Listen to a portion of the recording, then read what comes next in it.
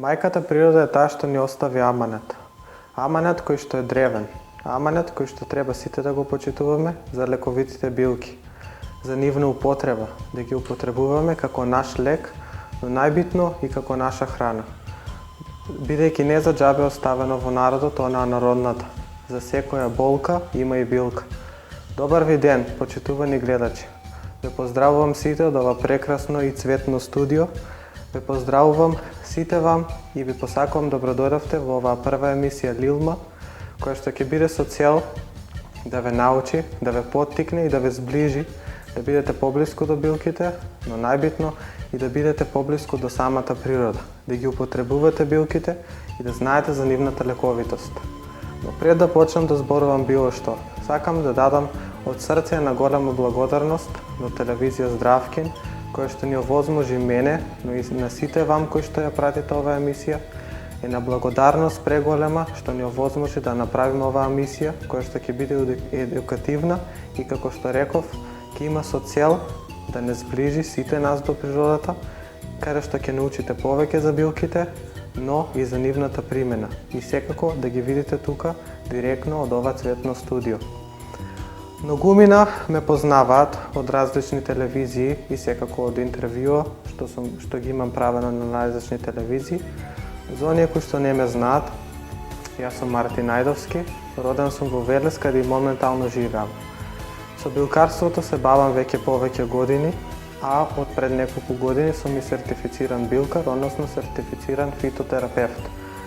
Знаењето за лековитите билки е едно од знаењата кое што кружи во нашата фамилија, па така ставам најголем акцент на мојата тетка Лиена Јови Гроздина, која беше еден најпознат травар во Република Македонија, која што беше многу познат травар, која што всушност ми го пренесе незиното знаење и секако од моите баби и од моите стари од мојата фамилија, кои што ми овозможија да го наследам овој прекрасен занај. А денеска, почитувани гледачи, во оваа прва емисија ќе зборуваме за една многу интересна билка, која што верувам дека имате сретното, без разлика дали е на интернет, можеби во природа, можеби имате само слушното за неа. И еве вака свечено да отвориме оваа прва емисија со нашата прва билка на денот, сремушот, Алиум урсинум по латински или уште позната како мечкин лук или див лук, се нарекува и шумски лук. Дивиот лук е всушност повеќе годишна зедеста билка, значи исклучително се наоѓа на планини, може да се најде на планини покрај вода, значи покрај реки и покрај потоци. Расте во шуми, значи секако под сенка. Значи карактеристично за билката е тоа што всушност се размножува со семе, што многу чудно бидејќи овој обичниот лук значи се сади од луковица, односно чешне лук. Додека пак овој лук значи исклучително се размножува со семе. Неговата главица, односно луковица е всушност едно чешне лук, што го прави поразличен од обичниот лук. Секако на вкус и на мирис е појак од обичниот лук, но и полековито се многу полековито од обичниот лук. Се карактеризира со тоа што има долги дршки, а потоа листовите се исправени на аглите, односно на крајот е назабен, односно остар, а додека пак на врвот создава бел цвет, кој што е во форма на ѕвездичка, всушност поставен во соцветие. Сремушот, како што реков, е многу лековита билка и е една од моите најомилени билки, значи моја прва билка која што е омилена. Зошто? Бидејќи е природен антибиотик, бидејќи лечи, бидејќи е најјакиот антибиотик кој што постои од сите билки во природата. Во неговиот состав значи може да се најде доста витамин С, доста слузи, потоа доста шеќери и соли. Поготово ставам акцент на витаминот С, но може да се најде и некои остатоци од јод и селен. Сремушот, зошто се нарекува мечкин лук, тоа е најбитно. Бидејќи мечките со самиот нивен животински инстинкт, значи кога ќе се пробудат веќе напролет, прво што прават е одат покрај реките и ја бараат оваа билка, значи нивниот животински инстинкт ги тера да ја побарат оваа билка, а потоа се симнуваат до реките и ја јадат оваа билка. Зошто? Бидејќи им овозможува да ги прочистат нивните крвни садови. Во текот на целата зима, значи кога всушност тие биле во нивниот зимски сон и потоа се пробудуваат напред, прво што прават е го јадат овој лук. Токму така всушност човекот дознал за лековитоста на сремушот. Сремушот е одлична билка, значи да се употребува при проблеми со циркулацијата. Значи доста добра билка и одлично да се употребува за циркулацијата. Јас лично имам применувано за лечење на тромбоза и сите проблеми со вени, успешно ги лекува сите проблеми со вени, од типот на тромбофлембитис, тромбоза во спалени вени, проширени вени, бидејќи дејства на циркулацијата, бидејќи ја разредува крвта, бидејќи поттикнува крв. Значи, поготово за старите, доста ја препорачувам. Исто така, дејства на намалувањето на високиот крвен притисок, значи драстично го намалува високиот крвен притисок, а потоа се употребува, како што реков, за разредување на крвта, ја подобрува циркулацијата во организмот. Потоа, како што реков, бидејќи е природен антибиотик, одличен е да се употребува при вируси и бактерии. Било кој вируси, било кој бактерии. Со самиот почеток на ковидот, значи во мојата ковид терапија, така да ја наречам, први основна терапија која што ја давав и која што ја применував беа капките од сремуш, односно тинктура од сремуш, и одлични резултати даде во лекувањето на ковидот. Зошто? Бидејќи, како што реков, е антивирусна, значи го поништува самиот вирус, без разлика за кој вирус станува збор, но и не дозволува крвта да се згручува, бидејќи, како што реков, дејства на разредување на самата крв.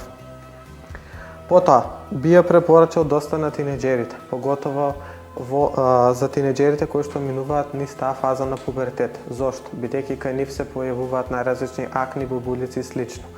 Тие се сите како резултат на нездрава исхрана, односно проблем со црн дроб, а сремушот е една одлична билка која што реков ја чисти крвта, го јакне имунитетот, а со тоа го прочистува црниот дроб. Може да се употребува кај цироза, може да се употребува кај замастен црн дроб, поготово ставам акцент кај холестерол и триглицериди за замастување на црниот дроб, цироза. Може да се употребува, значи, кај проблеми со срцето, одлична билка, почитувани гледачи, одлична билка да се употребува за проблеми со срце. Препорачувам сите луѓе кои што имаат проблеми со срце да ја користат оваа билка. Поготово сега, значи оваа билка расте негде од крајот на март, односно почетокот на април, па се до јуни. Изобилува, оваа билка може да се најде сегде кај нас, значи ова исклучително е од кожув, највише има на кожув, но имам берено и во Луново, Мавровско, може да се најде и во Патишка река, може да се најде на Јабланица, значи има доста планински места, како што реков, искористете ја максимално, бидејќи, верувате или не, доста магична билка и доста моќна билка за решавање на широк спектар на болести.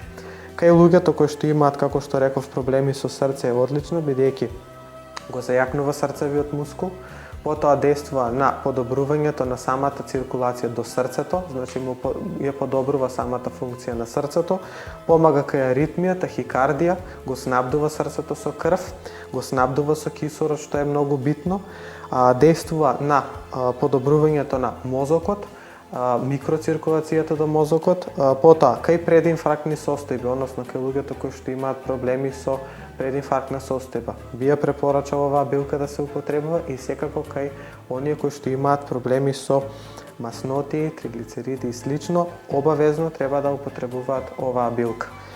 Може да се употребува, значи, на најразлични начини. Само да напоменам дека многу луѓе им доста пациенти кои што всушност ми кажале ја помешуваат со други билки. Значи, ова сремушот е всушност билка која што, како што реков, расте на планините на влажни места. Има еден друг лук кој што расте на нивите, кој што расте по полињата на необработена почва, значи тоа е врапчиј лук. Да не се помеша со овој лук, бидејќи и тој е див и овој е див.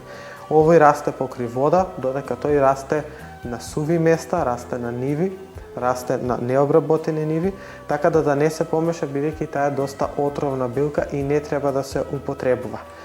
Исто така, уште една напомена, сремушот доста ја помешуваат со билката мразовец и со билката момина солза, Convallaria maialis.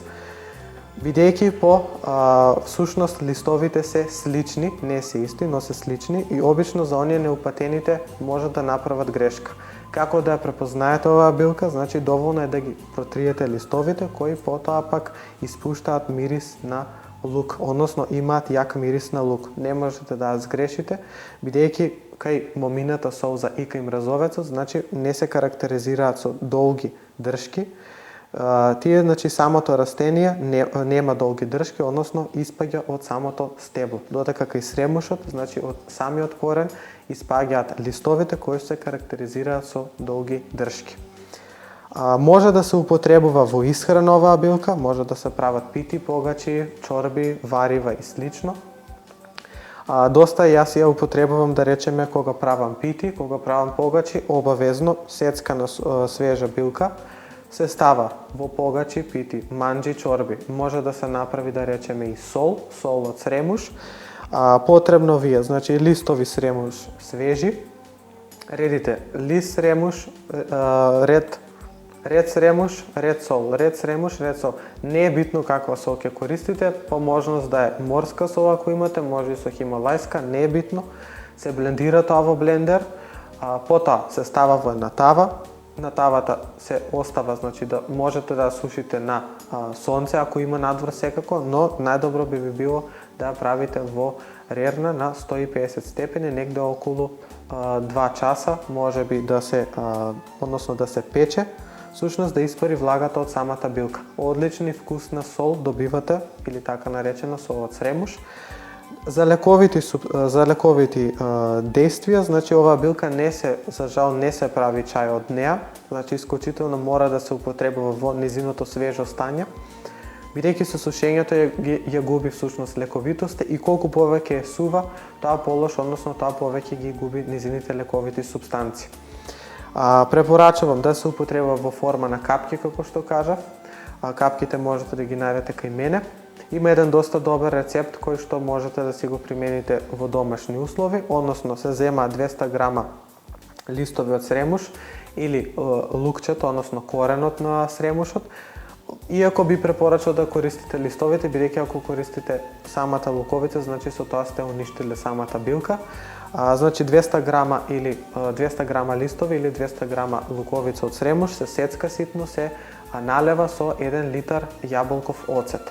Да остои тоа 10 на дена, потоа се процедува и се пие по 30 мл, односно една ракиска чашка на сабајле на главно половина час пред јадење. Одлична за сузбивање на проблеми со маснотии, одлична е за чистењето на црниот дроб и одлична е да се употребува кај проблеми со притисокот, исто така и кај проблеми со шекер. Поготово ставам акцент за луѓето со диабетес, значи овој рецепт е одличен да го употребуваат, ќе видат драстични промени веќе после 3 до 4 дена од употреба на овој лек, се гледаат драстични подобрувања во состојбата со диабетот. Нареден рецепт, доста добар е, да речеме, медот од сремуш. Потребно ви е 300 грама листови од сремуш кои се блендираат, се мешаат со 1 кг мед, сето тоа добро се промешува, се чува во фрижидер, односно на лано. Се употребува 3 пати на ден по едно мало кафено лажиче, половина сат пред јадење. Одлично за чистење на организмот, одлично за подобрувањето на самата состојба кај човекот, како што реков, има доста антиоксиданси во него, доста помага и кај проблеми со тероидната жлезда, значи овој лек може да се употребува кај проблеми со тероидата, бидејќи изобилува со јод и со селен, кои што пак се клучни минерали за употреба кај, односно правилна функција за тероидната жлезда.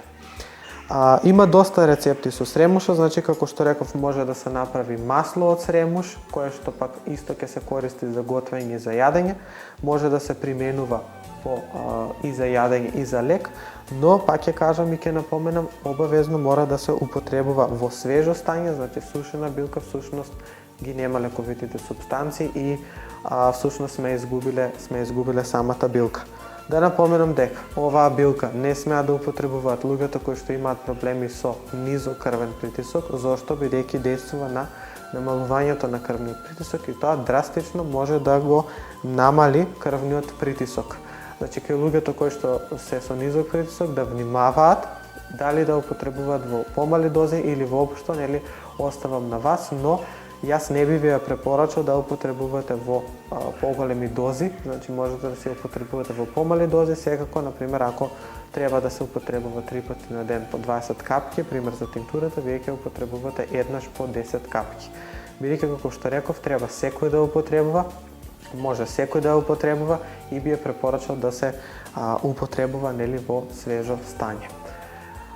Тоа би било тоа. Ви благодарам на сите, ви благодарам за вашата гледаност, ви благодарам што бевте присутни во ова наше цветно студио, во ова наша прва емисија Лилма.